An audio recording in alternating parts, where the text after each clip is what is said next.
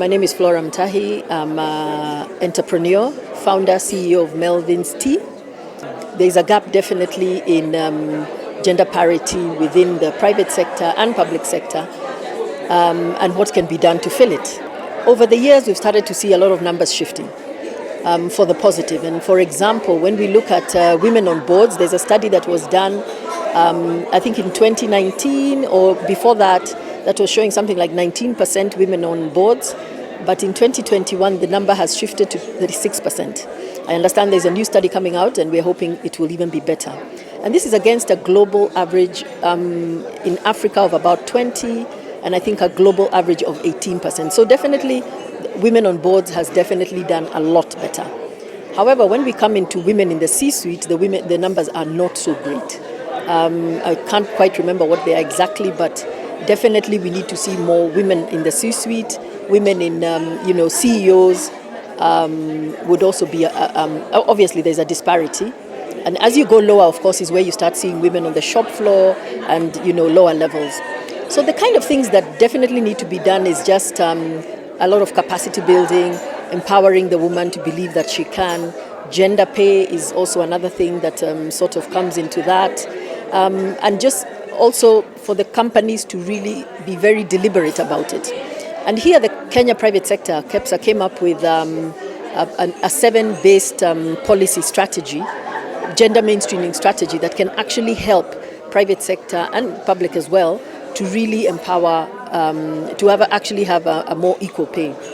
And one of the first things is put it in the organizational strategy, track it from the top, make sure you fund it. Make sure you deal with gender-based workplace violence, capacity building, making sure everything is aware, and measurement. Measurement is one of the most important things, because if you don't measure, you don't get it done.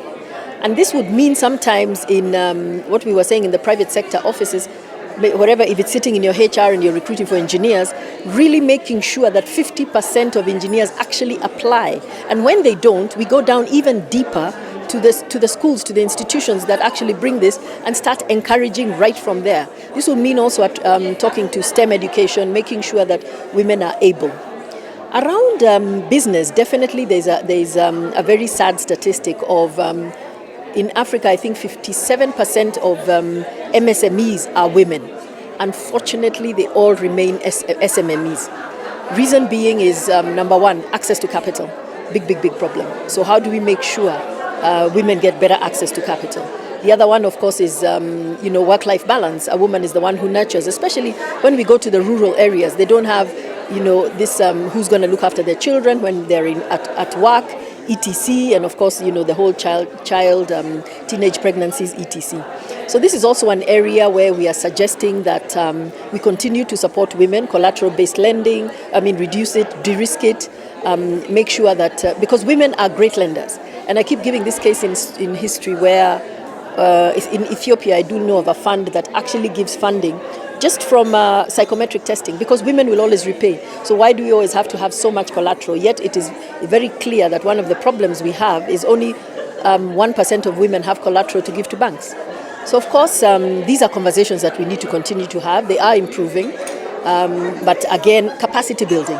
How do we make sure the woman is empowered enough to know what type of funds are out there? What is the cost of those funds? Because they are so unempowered that the next funder that comes, they just run on that, not looking at interest rates, not having a choice, which is what they should have.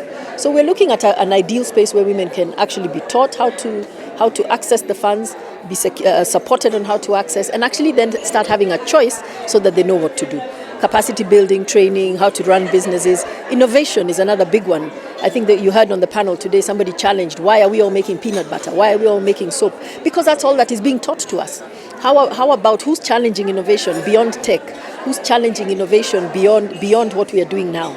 So those are areas that we really need to turn around and make sure that get addressed. And if we start looking at these things, having conversations around them, we will start seeing the numbers continuing to shift. Gender pay gaps, maybe promote transparency. Who are you paying what? Why are you paying? Why is the gap existing?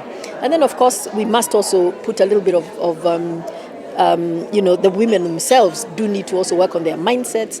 We need to support them to work on their confidence so that they're able to take up all these opportunities that come towards them. Thank you very much.